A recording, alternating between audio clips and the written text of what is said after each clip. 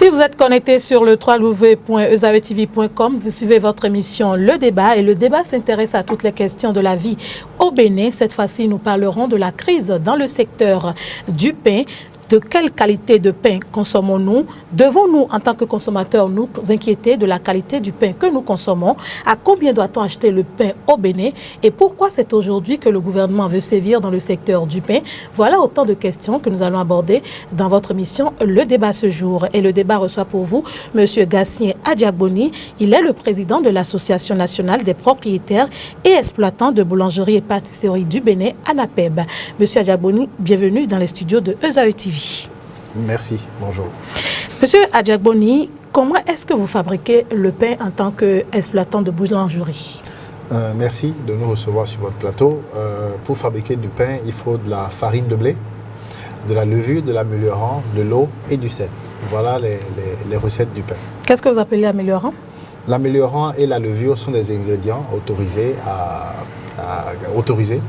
intégrer la recette du pain depuis des décennies.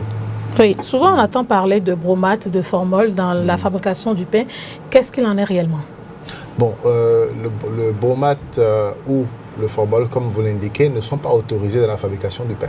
Et ceci également par arrêté ministériel. Donc ce ne sont pas des adjuvants autorisés en République du Bénin. Donc ce sont des adjuvants interdits. C'est vrai qu'aujourd'hui, certains acteurs l'utilisent, ce qui a fait l'objet justement de l'intervention du ministre de l'Industrie et du Commerce. Après un contrôle effectué, je crois, au courant mois d'avril, et qui a indexé certains acteurs. Et au cours de sa conférence de presse, le ministre a clairement dit que 80% des boulangeries sont hors normes en République du Bénin. Encore heureux que nous ayons 20% qui soient dans les normes et qui produisent justement du bon pain pour les Béninois. Oui, mais doit-on se réjouir qu'il y ait 20% d'acteurs du secteur du pain qui soient en normes si 80% sont hors normes et on sait que le Béninois consomme véritablement le pain? Non, évidemment, on ne peut pas se réjouir de cette situation, mais il faut avouer que c'est une situation qui perdure quand même depuis plusieurs années, depuis des dizaines d'années. Et l'association, avec le nouveau bureau dont je porte la voix, a initié des actions dans ce sens. Courant 2015, dès que nous avons pris mandat, nous avons organisé une journée de réflexion à la Chambre de commerce le 23 juillet 2015.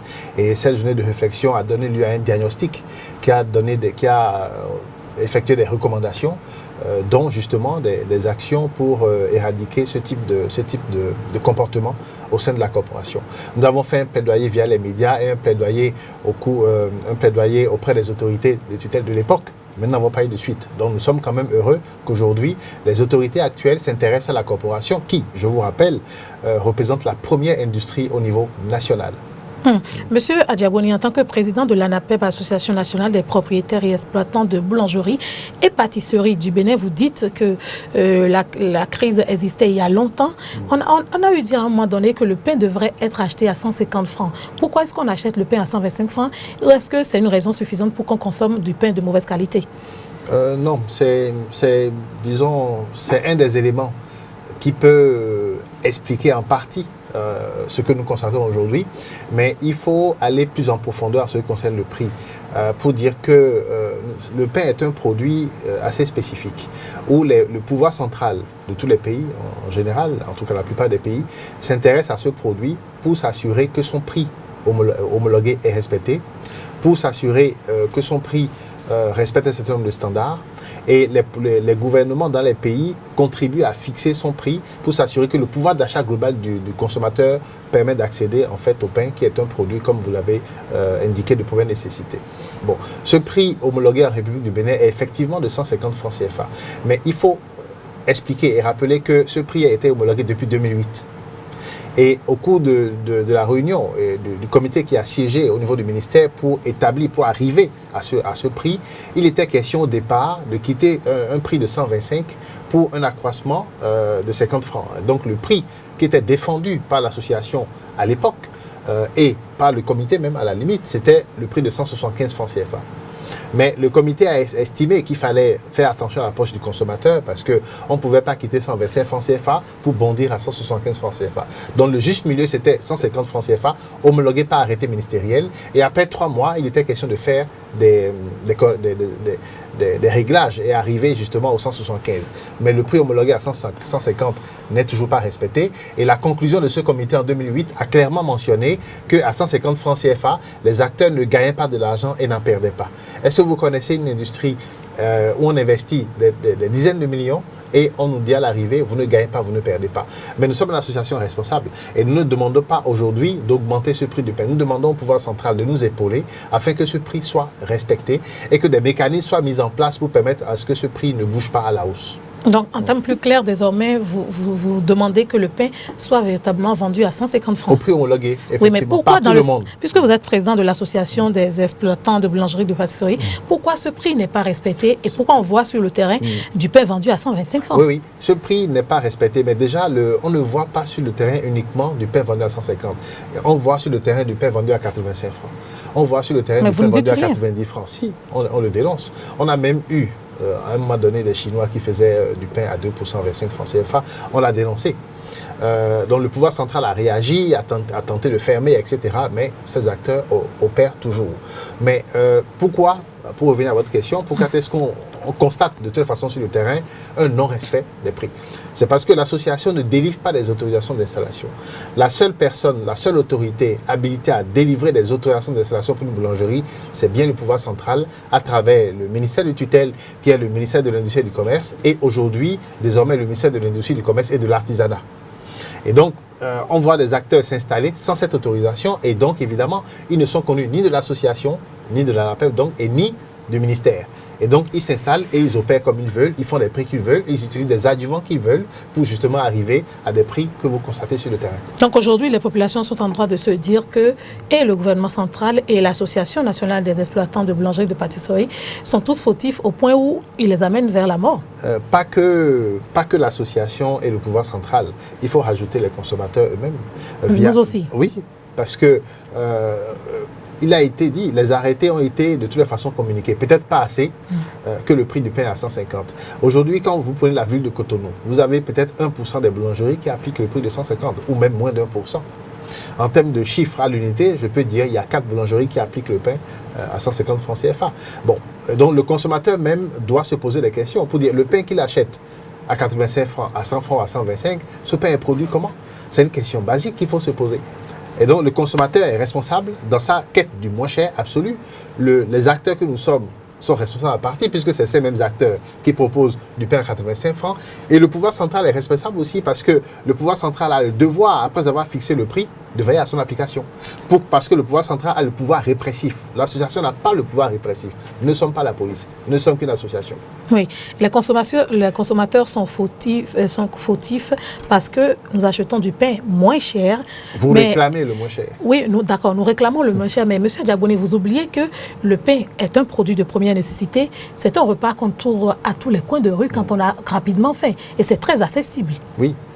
Encore heureux que 20% soit dans les normes. Donc, les consommateurs doivent déjà commencer à se poser des questions. Si on leur propose du pain à 100 francs ou à 90 francs, comme on voit un peu partout au bord des routes, ils doivent se dire, attention, il faut plutôt chercher à savoir pourquoi le pain à 90 francs et plutôt acheter le pain au bon prix, qui est le 150 francs CFA. Encore qu'à 150 francs CFA, le comité qui a siégé est clair. Je vous rappelle que ce comité n'est pas constitué uniquement de l'ANAPEB et du ministère de l'Industrie. Il y a l'ANAPEB, il y a le ministère de l'Industrie, mais il y a aussi le ministère des Finances. Hein, il y a le ministère de l'Agriculture via la DANA. Il y a le ministère de la Santé. Donc l'ensemble de ces acteurs ont étudié la structure du prix du pain et ont homologué que ce prix serait bon à 150 francs et même à 150 on ne gagne pas, on ne perd pas. Et donc déjà, le consommateur ne peut pas aujourd'hui valablement acheter un pain qui est à moins de 150 francs CFA. Puisque si on dit on ne gagne pas, on ne perd pas, les mécanismes, nous travaillons avec le pouvoir central pour aboutir à ces mécanismes-là. Et c'est quoi ce mécanisme? C'est de mettre la TVA à 0%, de 18% à 0% sur la farine de blé, sur la farine de blé, et d'augmenter en fait la valeur imposable de la farine de blé à la tonne pour que l'État ne perde pas, n'ait pas une perte sèche sur la partie fiscale, sur le côté fiscal.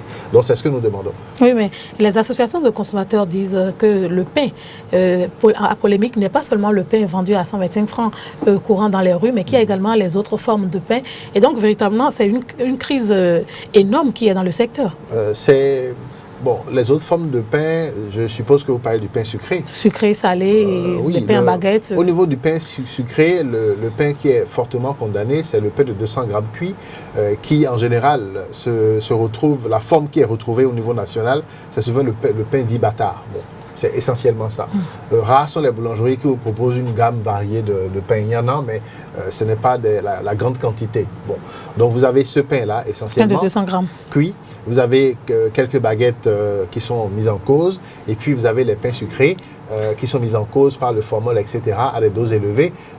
Je crois que j'étais sur le plateau de Radio Topin la dernière fois, et le président de l'association des consommateurs était sur le plateau, et il a dénoncé qu'il y a des pains sucrés qui font 3 mois sur les étalages ou 2 mois sur les étalages, et que ça posait problème, etc. Bon, voilà, ce sont les pains qui sont mis en cause. Aujourd'hui, le consommateur doit être vigilant, le pouvoir central doit identifier les acteurs qui travaillent dans les normes, non seulement, mais aller au-delà et identifier l'ensemble des acteurs. Parce qu'aujourd'hui, force est de constater que ni l'association, ni le pouvoir central ne connaissent en fait l'ensemble des acteurs. D'où notre recommandation auprès de la tutelle de faire un recensement de l'ensemble des acteurs. La tutelle a accédé à notre demande. Oui, mais M. Adjaboni, avant de venir aux réformes à opérer dans ce secteur, bien évidemment, moi j'ai une question qui me taraude l'esprit. Vous dites que le pain peut rester 2 ou 3 jours, les consommateurs s'en plaignent. Combien de temps doit-on consommer, par exemple, doit-on conserver le pain de 200 grammes cuit?